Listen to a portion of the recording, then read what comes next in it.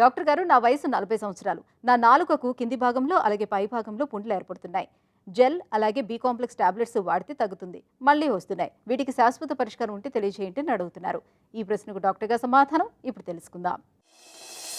నాలుక మీద పుల్లవ్వడానికి చాలా కారణాలు ఉంటాయండి. మానసికంగా ఎక్కువగా ఒత్తిడికి గురవుతున్నా, లేకపోతే షార్ప్ టూత్ అంటే దంతాలు బాగా పదునుగా ఉన్నా కానీ, లేకపోతే కొన్ని రకాల టూత్పేస్ట్లు అవి పడకపోయినా, లేకపోతే కెమికల్స్, లేకపోతే కొన్ని రకాల ఇన్ఫెక్షన్స్ అంటే ఈ క్యాండిడా ఇన్ఫెక్షన్ కానీ, లేకపోతే హర్పీస్ సింప్లెక్స్ ఇన్ఫెక్షన్ అలాంటివి ఏమైనా ఉన్నా, లేకపోతే చర్మ వ్యాధులు అసోసియేటెడ్గా సంబంధించి వాటితో పాటు ఈ నోట్లో అల్సర్స్ అలాంటివి ఏమైనా ఫామ్ అవుతున్నా కానీ ఇవన్నీ కూడా మనం చూసుకోవాలి. లేకపోతే ఏ కారణం లేకుండా కూడా అల్సర్స్ రావచ్చు.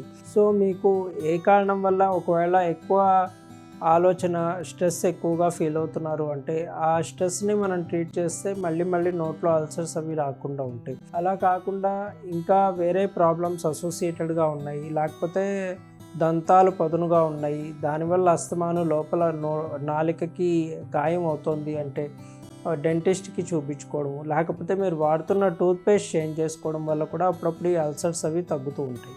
ఇంకోటి ఏంటంటే ఇన్ఫెక్షన్ అసోసియేటెడ్ అల్సర్స్ ఉంటాయి.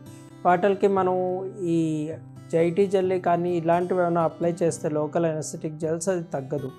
సో దానికి స్పెసిఫిక్ ట్రీట్మెంట్ అంటే ఇన్ఫెక్షన్కి యాంటీ ఫంగల్స్ కానీ యాంటీవైరల్స్ అలాంటివి తీసుకోవడం అలాంటివి చేయాలి.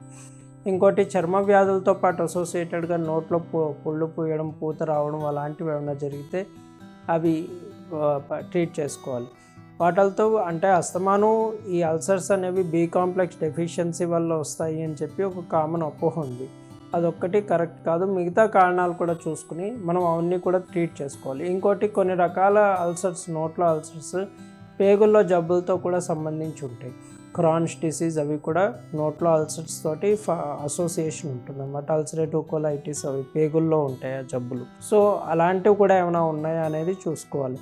సో మీరు ఎక్స్పీరియన్స్ జనరల్ ఫిజిషియన్ కానీ లేకపోతే గ్యాస్ట్రోఎంట్రాలజిస్ట్ దగ్గరికి వెళ్ళి సంబంధిత ప్రాబ్లం గురించి సలహా తీసుకుంటే బెటర్ అని నా ఉద్దేశం.